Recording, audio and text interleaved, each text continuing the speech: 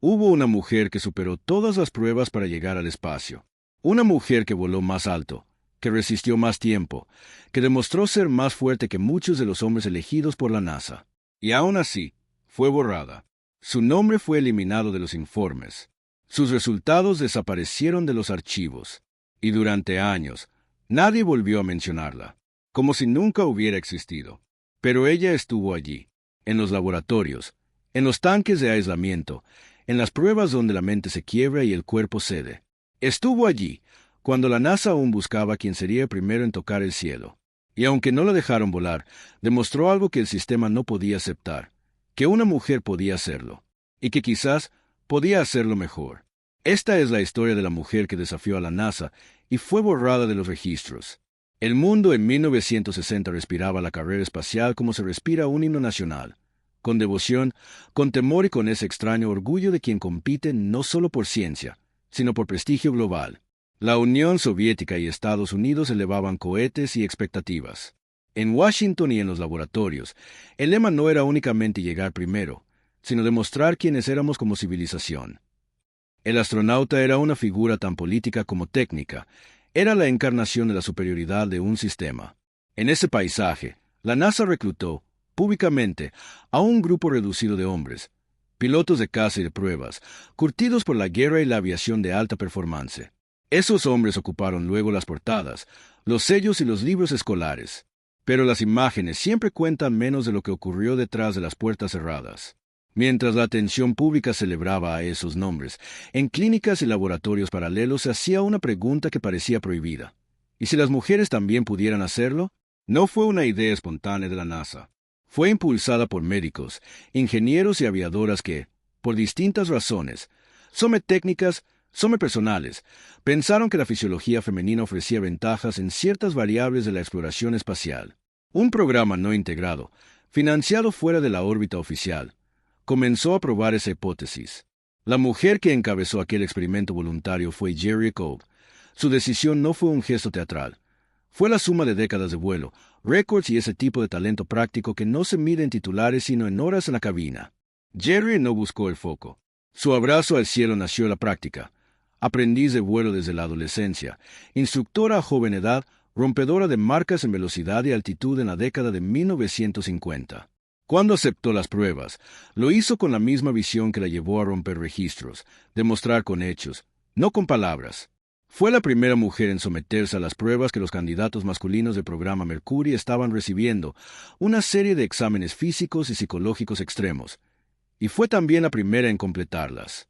Sus resultados no solo fueron comparables. En ciertas pruebas, superaron a los de muchos hombres. Esos hechos salieron a la luz en periódicos y revistas. Hubo titulares momentáneos y un creciente rumor en círculos científicos y aviacionales. Pero aquí surge la grieta que hace de esta historia algo más que una anécdota de injusticia. Esa primera revelación no bastó para abrir la puerta. La maquinaria del Estado, armada de regulaciones, expectativa social y política de género, encontró caminos para no integrar a esas mujeres dentro del programa formal. La respuesta no fue siempre una negativa brutal. Muchas veces fue una ausencia deliberada, una omisión administrada, un olvido que se fabrica con papeles que no se firman y con invitaciones que nunca llegan. En ese silencio operativo, la historia oficial se escribe con espacios en blanco. Los huecos, con el tiempo, se convierten en borradores de un relato que parece completo. La pregunta que vamos a seguir durante los próximos minutos es sencilla y desgarradora al mismo tiempo. ¿Por qué el país que se enorgullecía de su audacia técnica rechazó, tantas veces, la audacia de sus propias hijas? ¿Qué pasó en esos pasillos de hospitales, oficinas de pruebas y comités de Capitolio que permitió que un hombre como el de Jerry Cobb quedara apartado, no por falta de mérito, sino por decisiones que mezclaban política, prejuicio y cálculo? Esta historia no es solo sobre una mujer que no voló, es sobre las puertas que se cierran lentamente, sobre los mecanismos que reescriben quién merece ser recordado y quién no.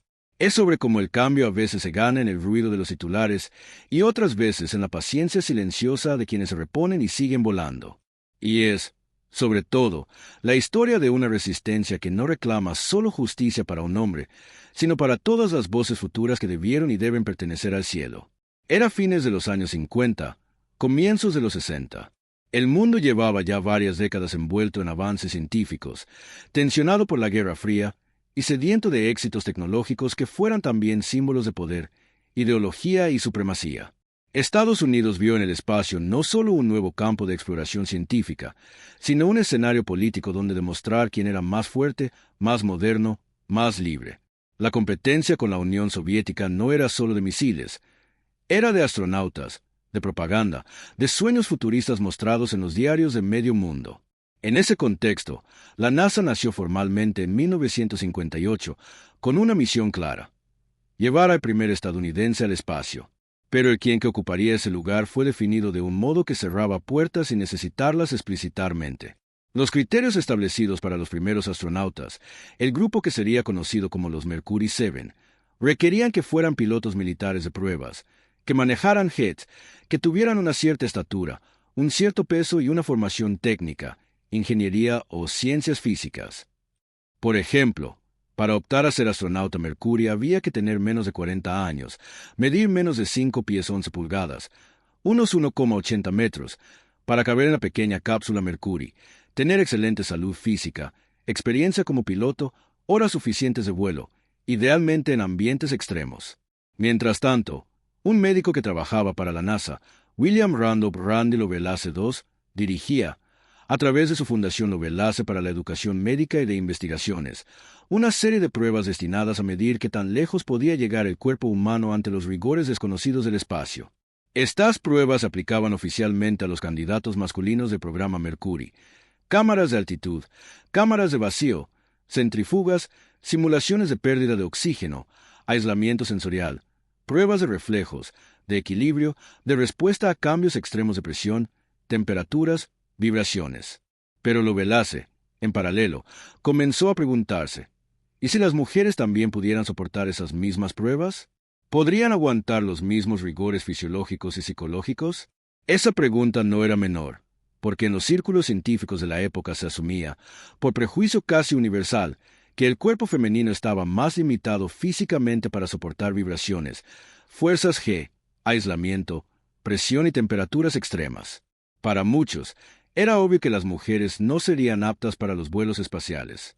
El entrenamiento, los vuelos de prueba, el acceso a jets militares, todo estaba estructurado para los hombres.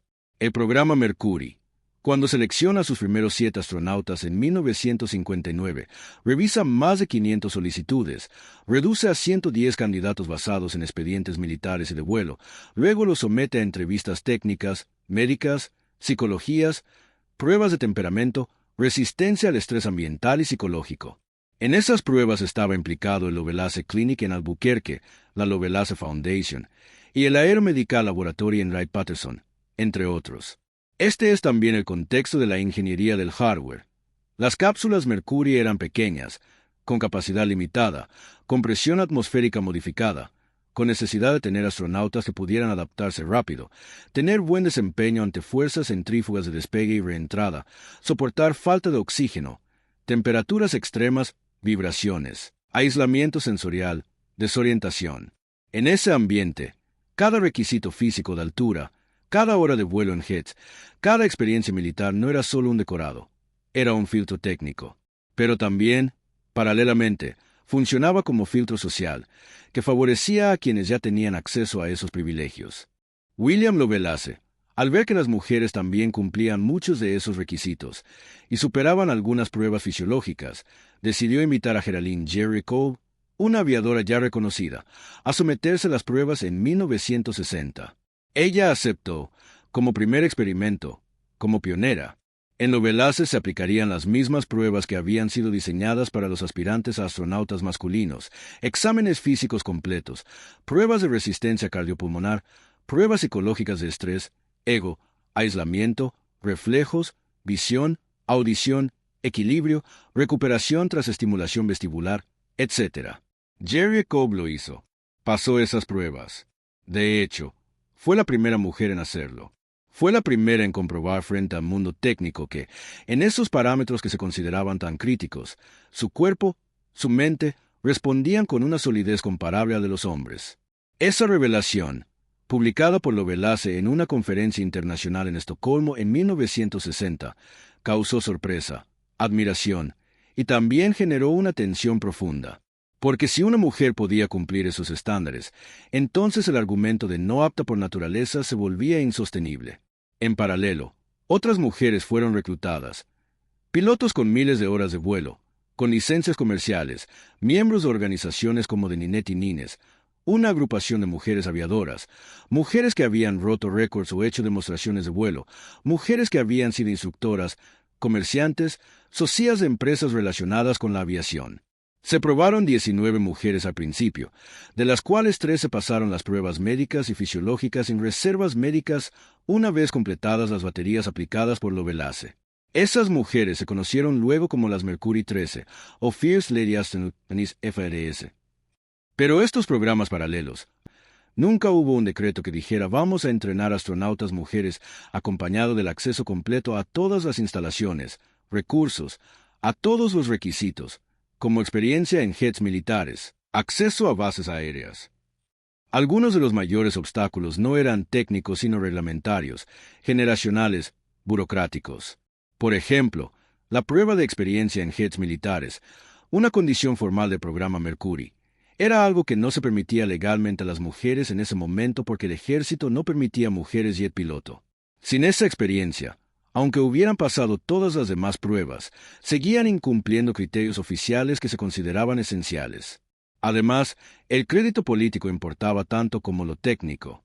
La NASA estaba sujeta a presiones del Congreso, del Ejecutivo, del público, de los medios. Tener una mujer astronauta implicaba romper expectativas sociales, abrir precedentes legales, responder a actitudes de género muy arraigadas. En ese momento incluso muchas declaraciones públicas justificaban la ausencia de mujeres en términos de no tener la experiencia técnica requerida o no haber volado jets militares o no estar entrenadas para las condiciones extremas, todos argumentos que podían parecer técnicos, pero que en buena medida eran sociales. El resultado fue que, tecnológicamente, desde muchos ángulos, no había razón para excluirlas y ya cumplían con casi todos los requisitos oficiales. Pero institucionalmente, socialmente y políticamente, los caminos estaban bloqueados, normas no escritas, prácticas que favorecían lo masculino, prejuicios implícitos, ausencia de voluntad política para cambiar. Jerry Cove y las Mercury 13, con su rendimiento excepcional, pusieron en evidencia esas fisuras. Mostraron que las pruebas no medían lo que algunos creían que medían, no para todas las mujeres, y que el deseo técnico de igualdad encontraba resistencias más allá del tubo de ensayo. En el corazón de Oklahoma, en una llanura donde los horizontes parecen infinitos, nació Geraldine Cove en marzo de 1931. Su infancia transcurrió entre motores, campos de maíz y cielos despejados. Su padre, un piloto militar, solía llevarla en los vuelos de entrenamiento cuando apenas era una niña. Mientras otras pequeñas jugaban con muñecas, Jerry pasaba las tardes mirando el tablero de instrumentos de una avioneta. Ella decía que el rugido de los motores era su canción de cuna. A los 12 años ya pilotaba pequeñas aeronaves. A los 16 obtuvo su licencia de vuelo privada. A los 17, su licencia comercial. No era solo talento. Era disciplina. Era un fuego interno que parecía impulsarla a romper cualquier límite que le impusieran. La aviación civil de la posguerra estaba dominada casi exclusivamente por hombres, pero Cove no pedía permiso, pedía pista. Durante los años 50 se convirtió en una de las pilotos más respetadas de los Estados Unidos. Volaba aviones de transporte, ejecutivos, cazas civiles, y en más de una ocasión fue contratada para entregar aeronaves a través de continentes. Cruzó la cordillera de los Andes, atravesó tormentas sobre el Caribe, aterrizó en pistas improvisadas en Sudamérica y África. Era la encarnación de una nueva generación de mujeres que se atrevían a mirar al cielo no como un espectáculo, sino como un lugar de trabajo. A los 21 años ya había roto varios récords internacionales de aviación femenina en velocidad, distancia y altitud. En 1959 fue elegida por la Federación Aeronáutica Internacional como una de las mejores pilotos del mundo y recibió el premio Amelia Earhart, destinado a honrar a quienes expandían las fronteras del vuelo. Era carismática, metódica y, sobre todo, implacable con su propio rendimiento. Su vida, sin embargo, no era una cadena de triunfos públicos. En las fotografías de archivo, Cove aparece casi siempre seria, concentrada, con la mirada fija más allá del lente. En el aire soy libre, decía. En tierra, siempre tengo que demostrarlo todo. Cuando Lovelace la invitó a participar en las pruebas médicas para astronautas, Jerry aceptó sin dudar. Sabía que el espacio era la frontera definitiva. A diferencia de muchos, no lo veía como una carrera simbólica, sino como una extensión natural de la aviación. Para ella, pilotar una cápsula era solo otra forma de volar. Y si su cuerpo y su mente resistían, no había motivo para negarle esa posibilidad. Los registros de la Lovelace Foundation muestran detalles que hoy resultan casi sobrehumanos. En una de las pruebas más extremas, Coe permaneció horas en una cámara de aislamiento sensorial, flotando en agua, sin estímulos de sonido, luz o movimiento. La mayoría de los candidatos hombres experimentaban desorientación o ansiedad a los pocos minutos. Ella permaneció tranquila durante casi 9 horas. Cuando la sacaron, su pulso era estable. En otra prueba, la sometieron a una serie de inyecciones de agua helada en los oídos, un test vestibular diseñado para provocar vértigo y medir la capacidad de recuperación. Su resistencia fue tal que los médicos repitieron la prueba para asegurarse de que no había error en los instrumentos. El doctor Lovelace, asombrado, escribiría más tarde: «Si yo tuviera que escoger un candidato para representar a la humanidad en el espacio, escogería a Jerry Coe». Sus resultados fueron confidenciales, pero pronto trascendieron. Los periódicos comenzaron a interesarse por la mujer astronauta, y su rostro apareció en revistas de aviación. Jerry, sin buscarlo, se convirtió en símbolo. Sin embargo, detrás de cada fotografía había una sensación ambigua. La admiración del público contrastaba con el silencio de las instituciones. Coe, mientras tanto, continuaba volando. Enseñaba aviación, asesoraba a empresas de aeronaves, trabajaba como piloto de pruebas civiles.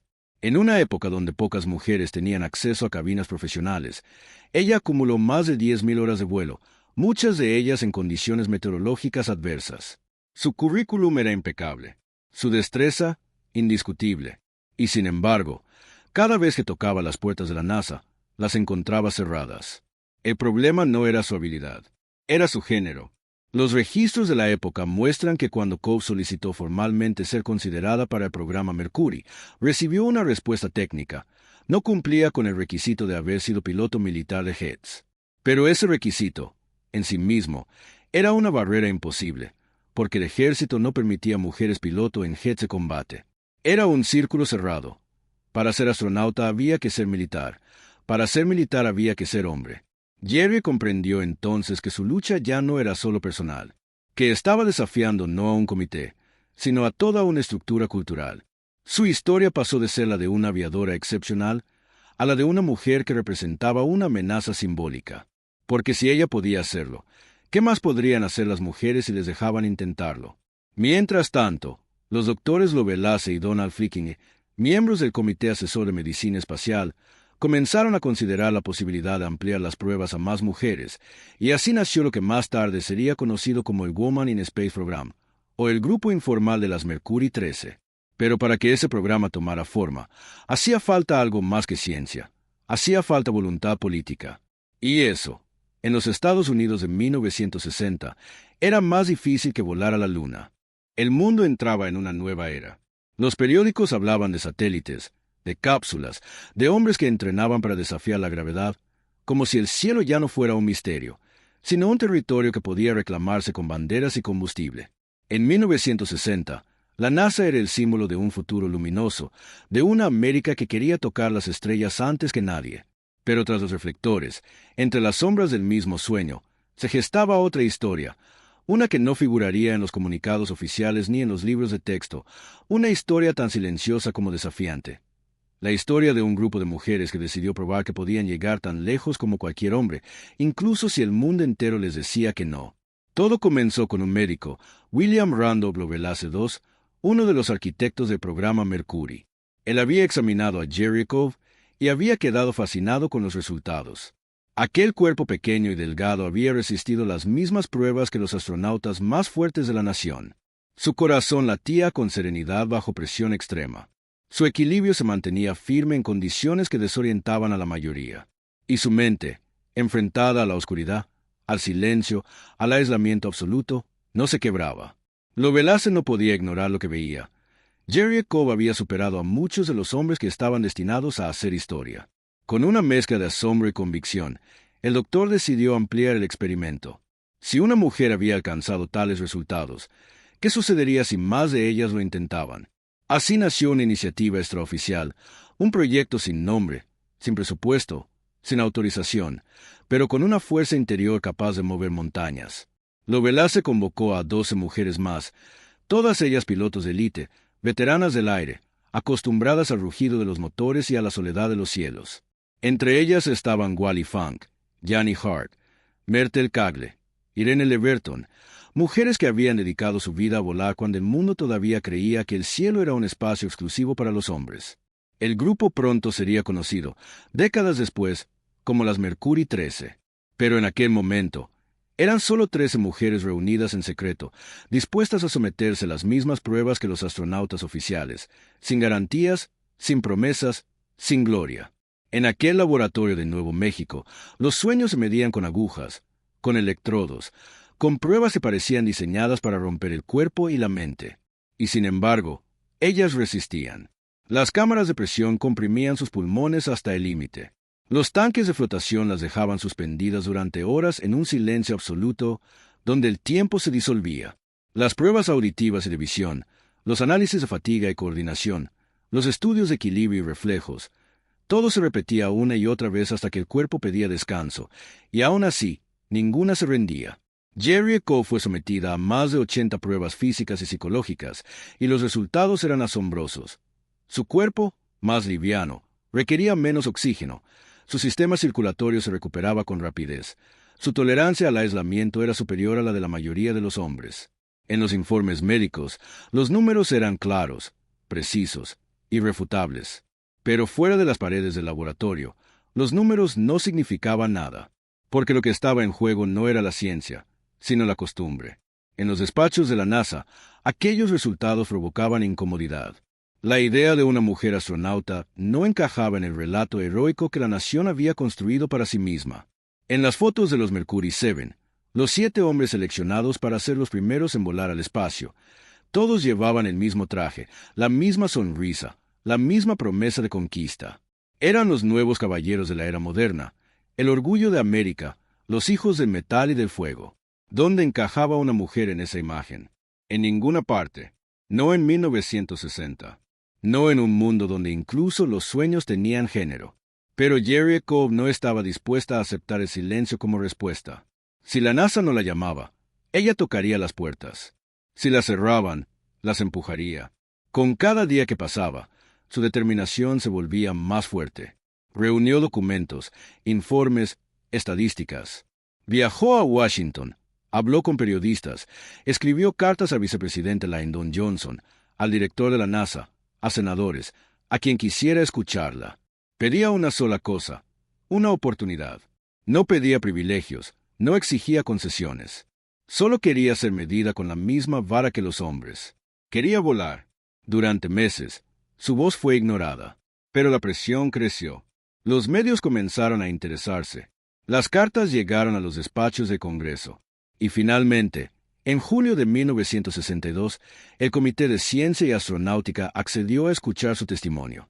Aquel día, en una sala de Capitolio iluminada por el polvo del mediodía, Jerry Cole se sentó frente a un grupo de hombres trajeados que la miraban con una mezcla de curiosidad y escepticismo. A su lado estaba Janie Hart, otra piloto, madre de 8 hijos, símbolo de una generación que había aprendido a volar sin permiso. Ambas sabían que aquel no era solo un debate científico, era una batalla moral. Cuando le dieron la palabra, Jerry habló con serenidad. Su voz era firme, pero no agresiva.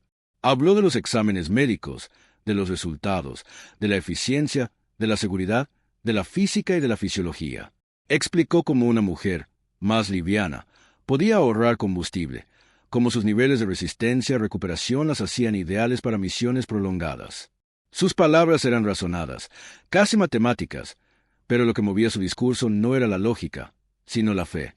Fe en que el talento debía pesar más que el género, fe en que el cielo debía pertenecer a todos. Cuando terminó, hubo un silencio pesado, incómodo, interminable. Luego habló John Glenn, héroe nacional, primer estadounidense en orbitar la Tierra. Su voz, transmitida por los micrófonos, era la voz oficial del país. y con una cama que ocultaba siglos de tradición, dijo, «Los hombres van al espacio. Es la forma en que ha funcionado la sociedad». Nadie lo contradijo, nadie lo cuestionó. La frase quedó flotando en el aire, como una sentencia. Días después, Lyndon Johnson, abrumado por las presiones políticas, tomó el expediente de Coe, leyó sus cartas y escribió una sola nota en tinta azul. «Dejarlo así. No necesitamos un problema nuevo». Y con esa frase, sin discursos, sin ceremonias, el sueño fue enterrado. Las pruebas de Lovelace fueron clausuradas, los informes archivados, los nombres borrados de los registros. La historia oficial siguió su curso, y las mujeres que habían desafiado al sistema desaparecieron como si nunca hubieran existido.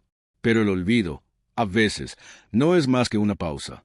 Jerry Cobb no dejó de creer, no porque pensara que algún día volaría al espacio, sino porque sabía que había hecho lo correcto, que había demostrado que podía hacerlo, que, aunque el mundo no estuviera listo para verla brillar, su verdad seguiría flotando en el aire, esperando otro tiempo, un tiempo donde la justicia y la memoria volvieran a encontrarse.